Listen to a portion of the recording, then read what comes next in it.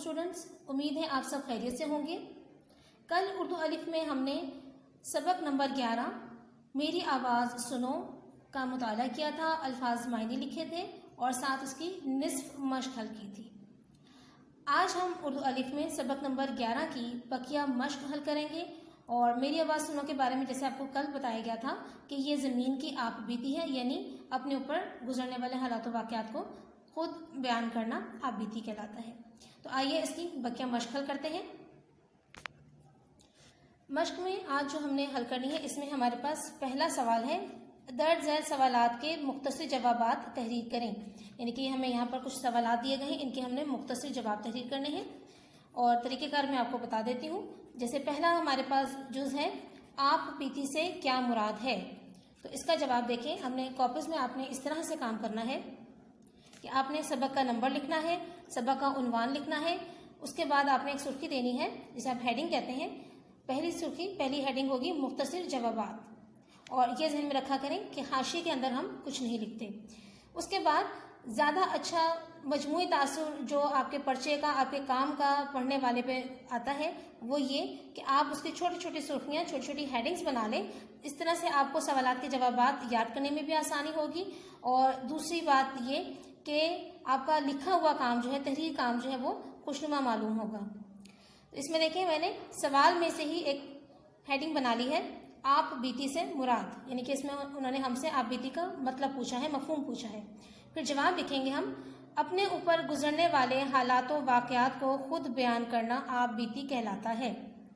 अगला सवाल है हमारे पास, ज़मीन को इंसान से क्या शिकायतें हैं। इसकी भी हमने हेडिंग बना ली, ज़मीन की शिकायतें। ज़मीन के बकौल इंसान ने उसका हुस्न तबाह कर दिया है, पानी और फ़ज़ा को जहरीले मादों और धुएं से आलूदा कर दिया है, दरख्त काट दिए हैं जिसकी वजह से ज़मीन पर ऑक्सीजन कम हो गई है। अगला सवाल हमसे पूछा गया है, धुएं से क्या नुकसान पहुंचता है। इसकी भी देखें, हेडिंग बना ली है, धुएं से नुकसान।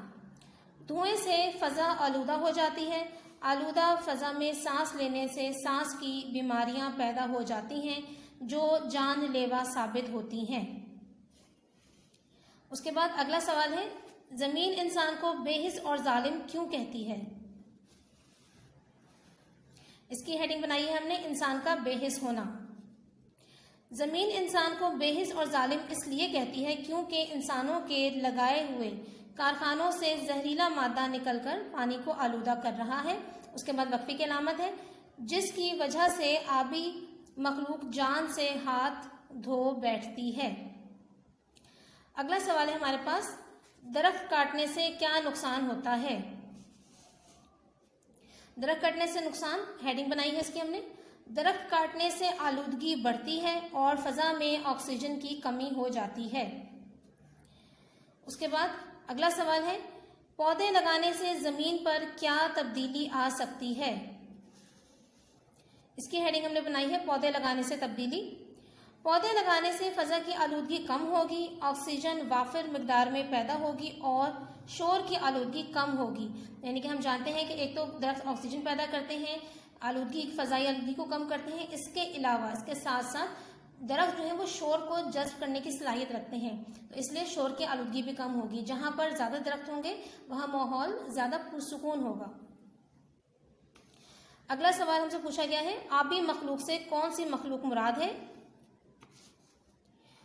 आबी मखलूक से मुराद, इसकी हेडिंग बनाई है हमने, आबी मखलूक से मुराद पानी में रहने वाले जानदार हैं, मसलन मछलियाँ, कछुए और आबी पौधे।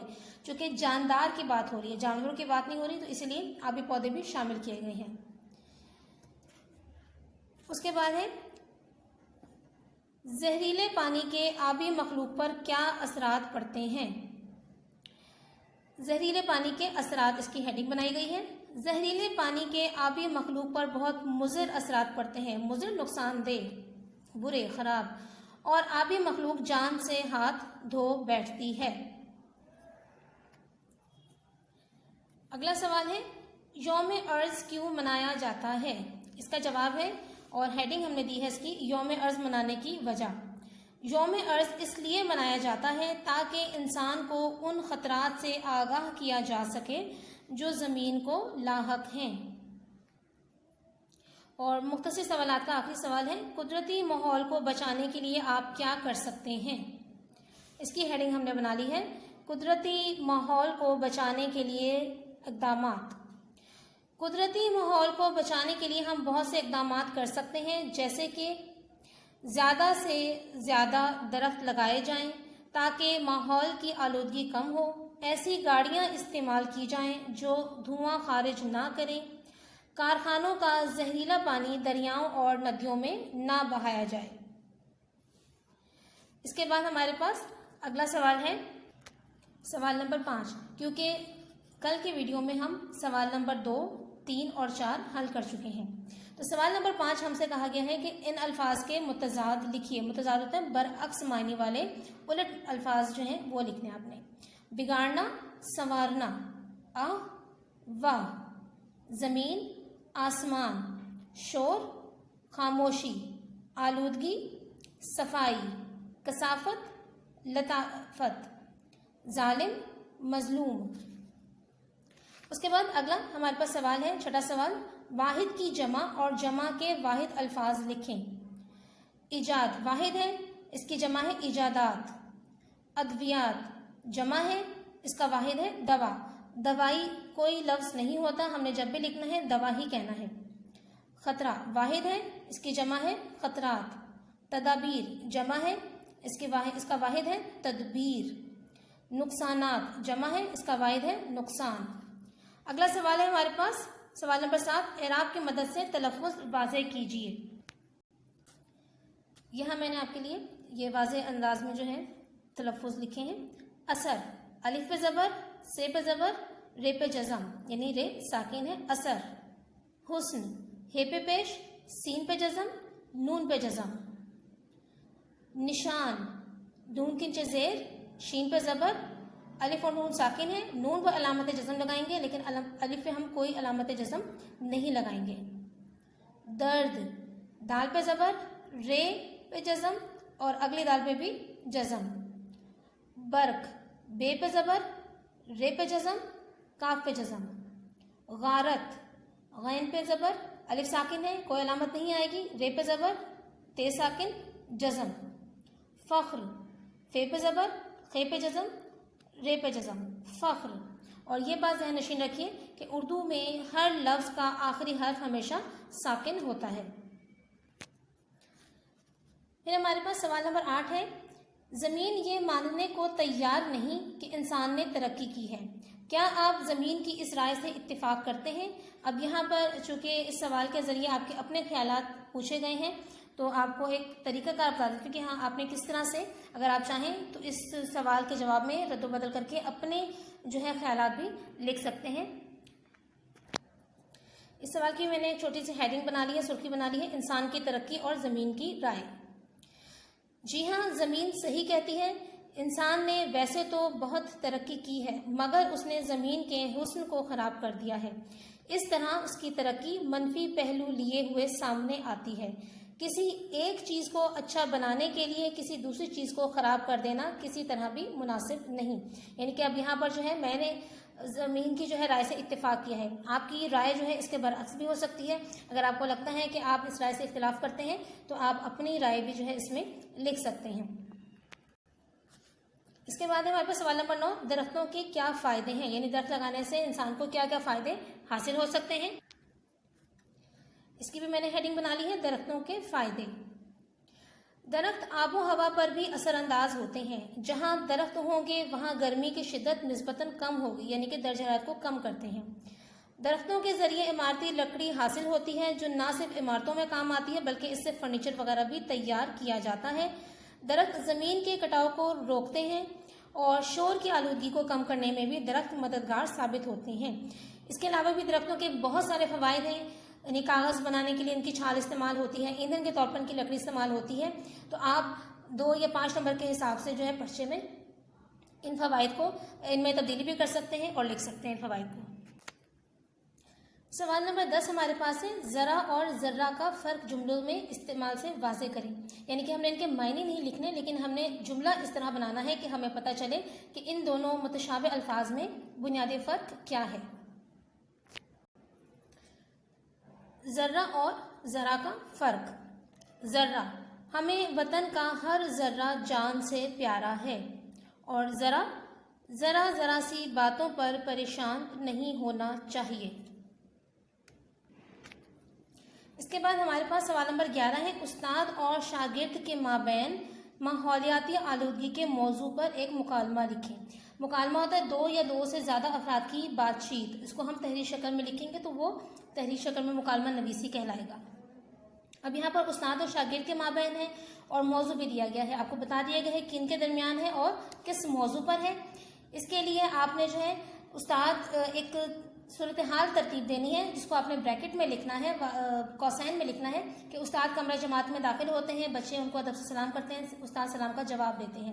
اس کے بعد جو ہے آپ نے مکالمہ شروع کر دینا ہے، اور جس طرح کہ ہم دیکھتے ہیں کہ روزمرہ زندگی میں جس طرح ہم اسکول جاتے ہیں، طالب علم اور اساتذہ کرام ان کو پڑھاتے ہیں، موضوع کے بارے میں بات ہوتی ہے کہ آج ہمارا موضوع کیا ہے، یا اساتذہ کرام آ کر موضوع طلباء کو بتاتے ہیں کہ آج ہمارا یہ فلاں موضوع ہے، تو اسی طرح سے آپ نے اس کو شروع کرنا ہے۔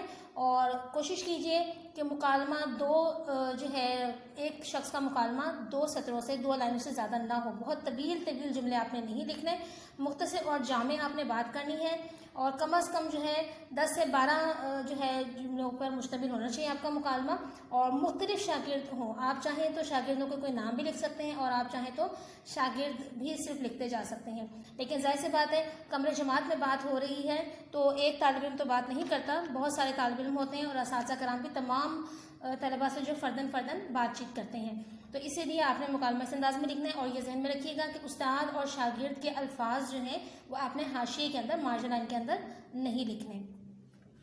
تو یہ آپ کا ہوم ورک ہے جو آپ نے گھر سے کرنا ہے، تخلیقی لکھائی ہے ایک طرح سے یہ۔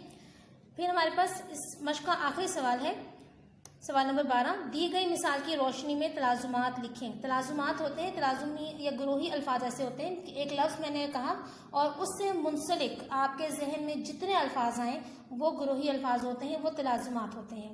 جیسے کہ یہاں پر انہوں نے ہمیں ایک مثال حل کر کے دی ہے، اسکول، یعنی کہ اسکول کا نام لیتے ہی، اسکول کا لفظ بولتے ہی ہمارے ذہن میں کیا آتے ہیں الفاظ؟ استاد، ہیڈ ماسٹر، طالب علم، لائبریری، جماعت کے کمرے، ڈیسک، تختہ تحریر جو رائٹنگ بورڈ ہوتا ہے وہ۔ اب یہ تمام الفاظ مکمل تو نہیں ہیں، لیکن جگہ کی کمی کے باعث اور کم از کم یہ 5 سے 6 الفاظ جو ہیں ہم نے تلازمات کے یہاں پر لکھے ہیں۔ اسی طرح سے باغ لفظ ہے، باغ کا لفظ سنتے ہی ہمارے ذہن میں کیا آتا ہے؟ پھول، پودے، درخت، مالی، پھل، پرندے، پتے، گھاس وغیرہ، جتنے بھی آپ الفاظ باغ کے متعلق لکھ سکیں۔ اسپتال، ڈاکٹر، مریض، نرس، ادویات، آپریشن تھیٹر، آلات جراحی، یعنی جو آپریشن کرتے ہوئے، جراحی کرتے ہوئے جو آلات استعمال کیے جاتے ہیں وہ ہیں۔ تو یہ ہے ہمارے پاس آج کی مشق، اس مشق کو آپ نے اچھی طرح سے یاد کرنا ہے۔ سوال نمبر 1 کے تمام مختصر جوابات دیے گئے نمونہ تحریر کے مطابق آپ نے حل کرنے ہیں، اپنے کاپیز پہ خوش خط لکھنے ہیں۔ اس کے علاوہ آپ نے سوال نمبر 8، 9، 10 اور 11 بھی اپنی کاپیز پر خوش خط لکھنا ہے۔ باقی جو مشق کتاب پر حل کی گئی ہے، جیسے کہ الفاظ متضاد ہیں، واحد جمع ہیں، اعراب ہیں، یہ آپ نے اپنی کتابوں پر حل کرنے ہیں، اور اچھی طرح سے آپ نے یہ مکمل مشق جو اب بقیہ ہم نے کروائی ہے وہ آپ نے یاد کرنی ہے۔ اگلے سبق تک کے لیے اجازت دیجیے، اللہ حافظ۔